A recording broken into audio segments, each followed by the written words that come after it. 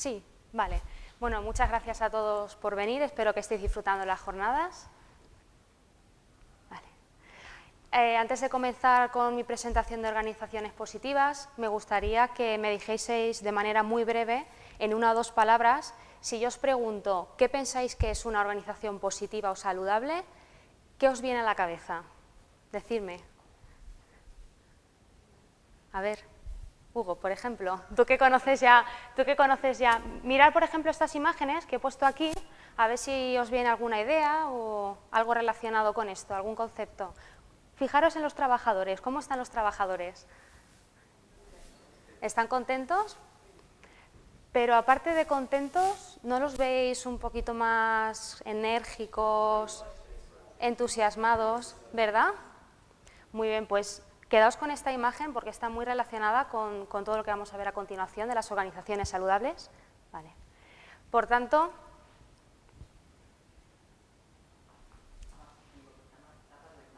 tapo la imagen, perdona. ¿Me puedo pasar por aquí abajo entonces? Vale.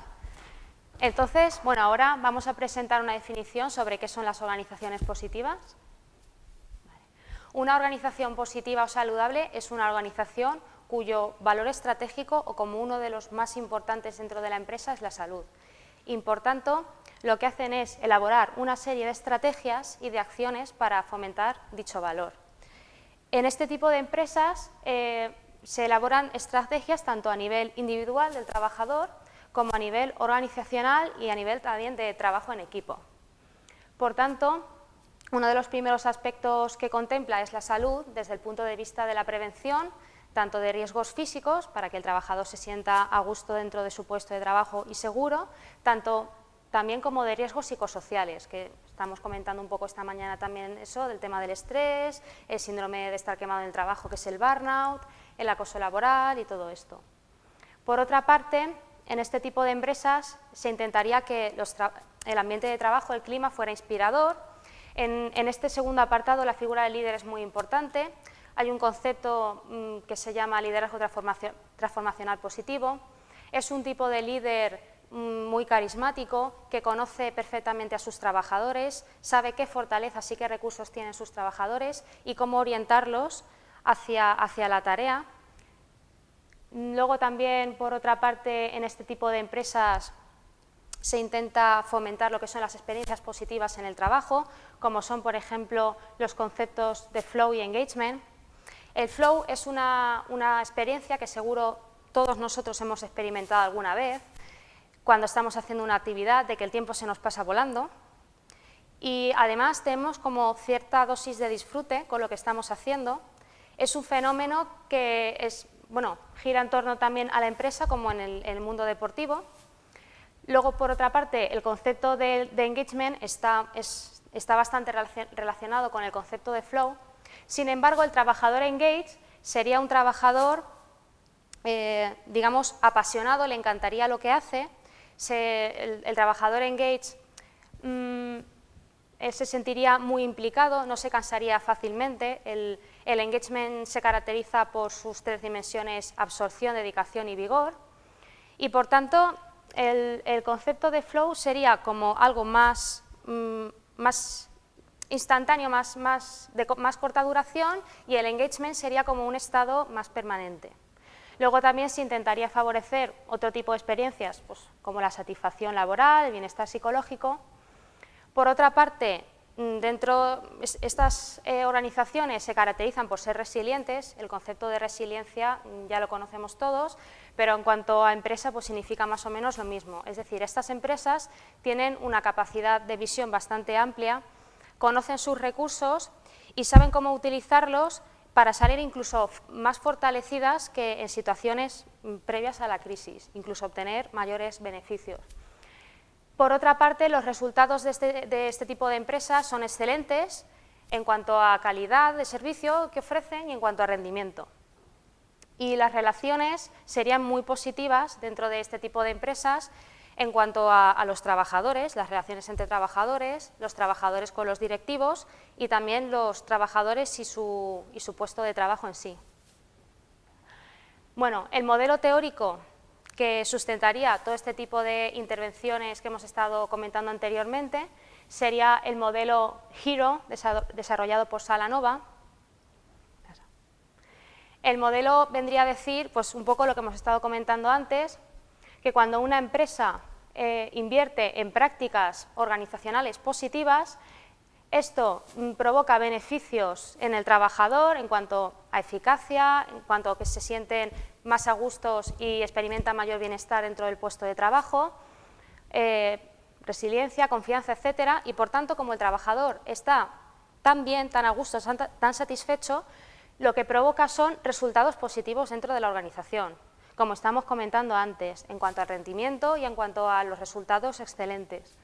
Por tanto, es un modelo en espiral porque, como se obtienen muy buenos resultados, la empresa invierte en más recursos, los trabajadores están mejor y generaría beneficios en todos los ámbitos. Y bueno, y ahora pues voy a pasar a comentar desde el Instituto Europeo MyHeart. Vamos a comenzar a desarrollar nuestro primer curso sobre organizaciones saludables y bueno, los contenidos son los siguientes. En primer lugar, haríamos una breve introducción de cómo se encuentra la situación laboral a nivel de España en términos legislativos en cuanto a la prevención de la Ley de Prevención de Riesgos Laborales. También ofreceríamos datos muy interesantes, como han comentado esta mañana, relacionados al estrés, tanto a nivel nacional como a nivel europeo. Por ejemplo, como que la segunda causa de queja más importante es el estrés.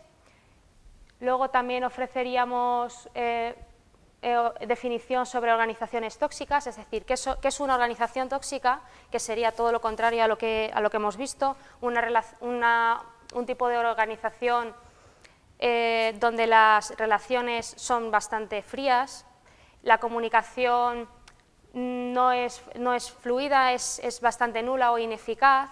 Luego también los puestos de trabajo estarían mal diseñados. A lo mejor un puesto de trabajo, un trabajador puede tener sobrecarga laboral porque a lo mejor tiene 8 tareas asignadas y el otro a lo mejor tiene 2 tareas simplemente. Y bueno, eso sería un poco el perfil de organización tóxica. Y por otra parte, nosotros lo que haríamos sería proponer el modelo innovador de organizaciones saludables, que es lo que estábamos comentando antes. Explicaríamos los modelos teóricos, que es el modelo HERO, que es el que hemos comentado antes, y el modelo de demandas y recursos laborales, que viene a decir lo siguiente, y es, los problemas empiezan a producirse cuando los riesgos psicosociales, el estrés y todo esto, cuando las demandas son más altas que los recursos. Por tanto, ahí es cuando se produce el estrés y se producen los problemas. Por tanto, lo que proponemos es una intervención más enfocada en los recursos para equilibrar un poco la balanza y prevenir todos estos riesgos.